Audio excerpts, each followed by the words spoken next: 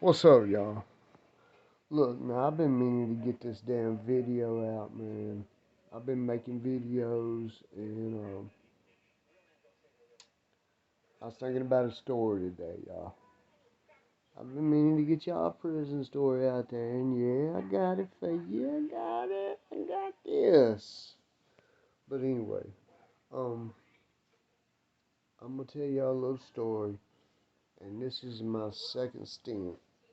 I had to do 28 months, and oh man, it's been a while back on this one, but I gotta have to bear with me because this shit just comes to me. I mean, it ain't like, yeah, you don't just remember this shit from day one till the end of days. The day, day you started doing time, and then time you got out. So, I'm gonna tell y'all, this particular day, why I was here. No, I ain't even gonna. I don't even know if I'm gonna tell you why. Yeah, I'll tell you why. Sure. But this, yeah, because it's part of the story. So this is the reason why I'm here anyway, or at that prison. But all right, so I'm doing. I had 28 months. I got 28 months on my second one. So I've been to prison 3 times, y'all. They ain't got nothing to do with the jail time. Just prison. Okay, just stick with that right now. And I'll get y'all some. I got plenty of them. Trust me. You think I'm bullshit? Look at that. Look, I still got motherfucking swole. I still make swole. You see that? You see that in that bowl? That's swole, my dog. That's summer sausage, green pepper, onion. Got some wraps on top. The noodles, the ramen noodles, the chili. Boy, you motherfuckers don't know until they eat the chili. Now, I wish I could have had me some shebangs to crumble up and put in that bitch, but, I don't even know if there's a store out here in the world that sells shebangs. But anyway, we're gonna start. Uh, I'm gonna tell y'all what I was doing 28 months, and they sent me after I processed in Salisbury, because that's where you process. If you don't process at the Wall, which is Raleigh State Prison, you gotta have, I think it's 8 years or better to process there. I may be wrong, 8 or 10, but if not there, if you're a felon, you process at Salisbury. Well, whether you, I said, yeah, if you're a felon, you process at Salisbury. If you're a misdemeanor, you process at News Correction. Alright, so I processed at Salisbury, went through classification, all that. They sent me down to Caswell County. This is Yanceyville, North Carolina. Now, I'm from Winston-Salem, North Carolina, guys. So, y'all bear with me. Alright, when I get down there, I'm there, and like I said, they give me medium custody because of my points and all that. So, I get to Caswell. I'm there for about 9 months, and by this time, I done signed up.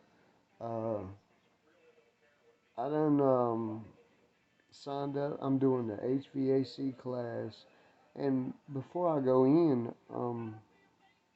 like on the street, man, when I was 16 years old, my dad got me doing electrical work, so I already knew something a little bit about HVAC because I'd been around it. So I started the class, and it's a year class. So I'm thinking I'm gonna be there. I don't know. I don't know how long I'm gonna be there because I got 28 months to do. I just left processing uh, from Salisbury. I'd been down there about 6, 7 weeks, and they sent me to Caswell, which was medium custody. That's the way they classified me because of my point level and my charges and all that. But alright, I get down there.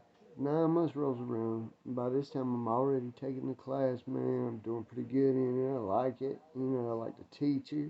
He's a cool ass dude.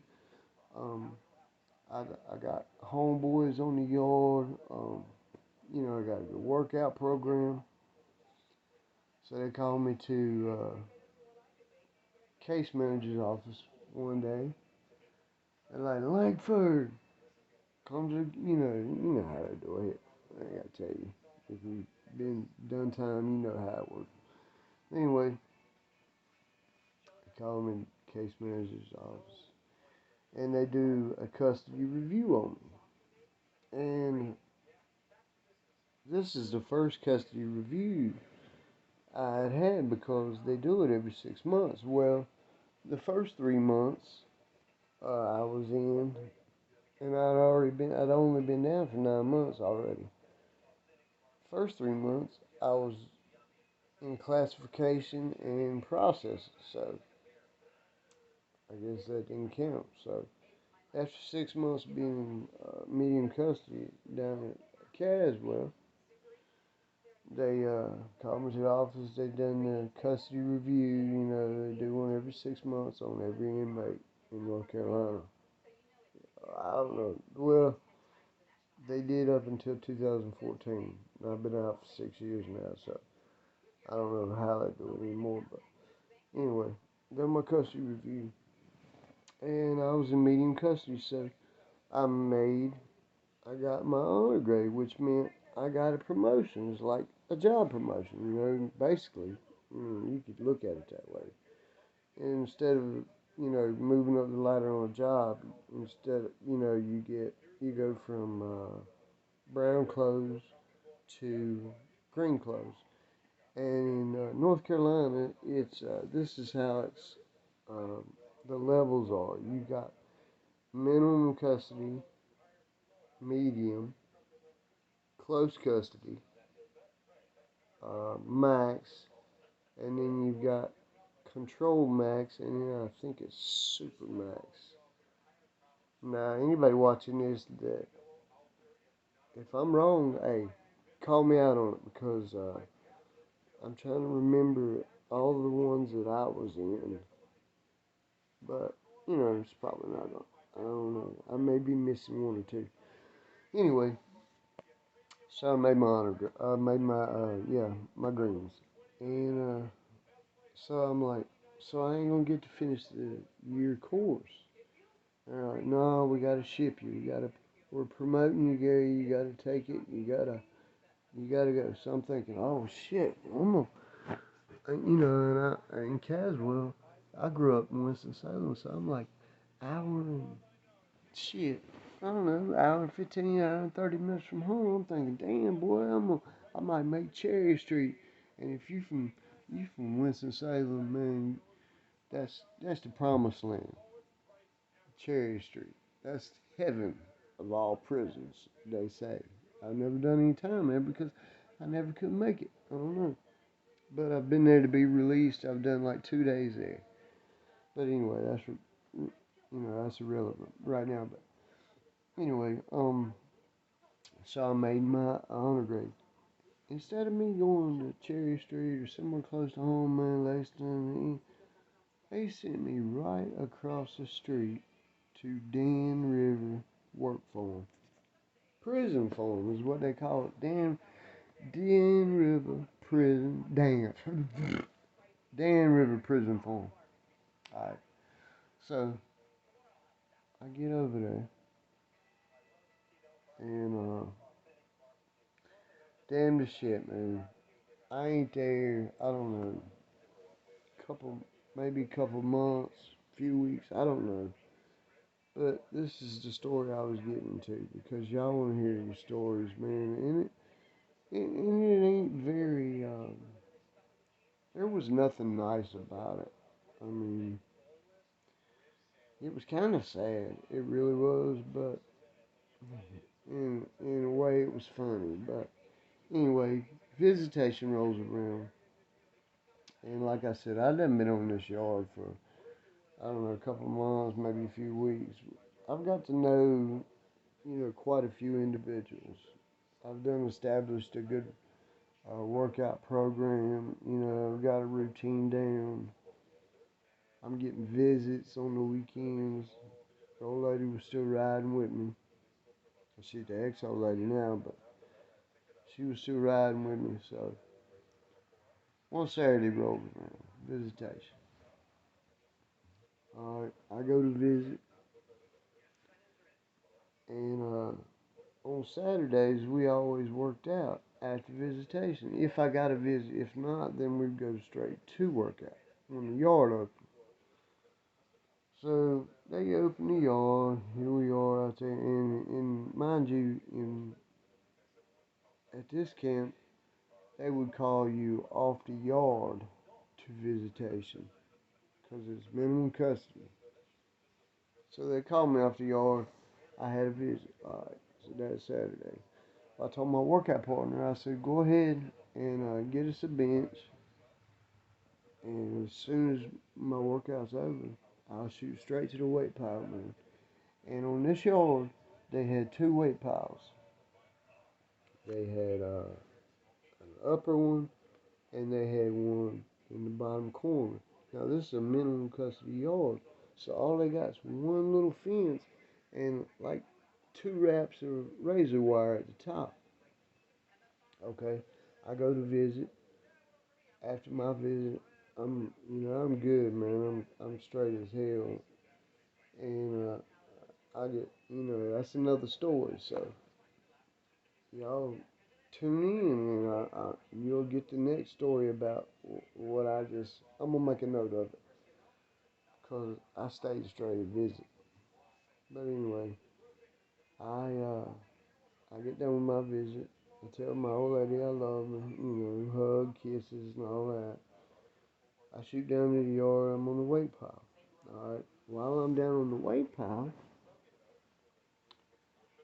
this cat that had been going to visit right around the same time I had been, and they done it by last name, so I don't know. I didn't ever talk to him, but I saw him at visit a lot. He was either coming in when I was leaving, or he was leaving when I was coming in. So this cat, like I said, I done come from visit. Well, we down there in the weight pile, me and my homeboy Frank Pagis, and man, shout out to you, Frank. If you ever see these videos, man, holler at me. I've been trying to find you for a long time, homie. But he was my workout partner. So I get I think it might have been, I think it was Frank. If it wasn't, I apologize, Frank. But anyway, my workout partner. So we down there on the weight pile, and dude that I was talking about that always come to visit with me, he come back from visit. Well, I see him, and he worked out too a lot of times, cause we see him on the weight pile. Well, he was coming down towards the weight pile, looked up the hill, and they had just announced visitation is over. Visitation is over. They always do two calls, and here he comes. Instead of friendly conversation, dude walks up and says, "Y'all having a good work?" And it was pretty that day, man. It was sunny. It was, just a gorgeous day. It was a gorgeous Saturday. And everybody was in a good mood, man. Everybody. He said, I'll never forget it. He looked at us and he said, y'all having a good workout today? We're like, hell yeah, man. You want to get in? He said, nah, you better enjoy it because it ain't gonna last long. And I looked at my workout partner and I was like, what? Oh, what is this motherfucker talking about? It ain't gonna last long. Because we still had like maybe 2.5 hours of yard time left. So it's kind of strange. I didn't know what the fuck he was talking about in a second. And he didn't walk 10. He walked towards the fence, man. I was like, what is he doing? All of a sudden, this dude leaped up on the fence and was climbing up over the razor wire. And we're like, dude, what? You know, I can't remember his name. We might have been calling him by his name. Anyway, we was like, oh boy, what are you doing, man? By that time, he's already wrapped up in these two rows or layers of Constantine wire. And, I mean, blood. I mean, he's gushing. I'm talking about gushing. Like, it had to have been at least 2-3 pints of blood already. And he already flipped over to the other side of the fence. So he's still struggling trying to get this Constantine wire off of him. And we yelling, man, we scared for him. I mean, really, because he's ripped up. I mean, I don't know if we cut him on the chest. I know I could see his arms were bleeding. There was a puddle of blood. I mean, he was gushing. So he finally worked his way loose from the Constantine wire, and on the other side of the fence, this is where they park the prison buses, or some of them maybe. But like I said, it was only one row of fence, and you know it's minimum custody, man. You could, you know, if you had some cutters, you could cut your way out of the damn chain link. But he hopped, and so he done worked. I don't know if it just ripped through his flesh and he just fell to the bottom, or oh my God, it was like Chainsaw Massacre. So he takes off and he runs between these buses that are parked on the other side. And it maybe 5-10 seconds, maybe a little longer, I don't know. It was such a panic for everybody because he was bleeding so much that and I don't know if he might have, I don't know if he caught him in the neck or what. But anyway, he runs down between the buses, and not too long after that, they yell a code. I can't remember that code. You know, code two's count time, and it may have been a code two with an orange label or so. I can't remember how they did that call, but in other words, drop your shit and get to the dorms, man.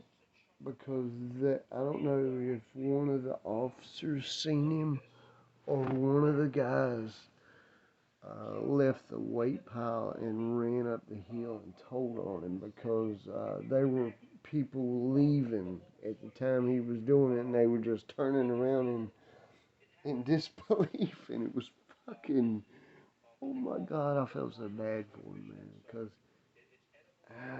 but we had to sit on our bunks for, I don't know, probably, man, all afternoon after 1 o'clock or after 2 o'clock, all afternoon, all the way up until I think it was like the bedtime count. And I don't think we got off till the next morning.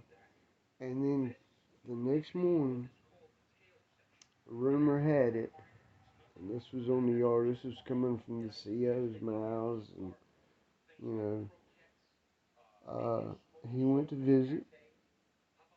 And you know, visitation, man, people go crazy when you visit, because if you got a lot of time, and you know you're not gonna, especially you got kids, you know you ain't gonna get to see your kids, man. That's rough. But anyway, the next day, rumor had it on the yard, coming from all the COs, and you know, just hearsay. They said that his wife told him to go back in, jump the fence, and meet him down the road,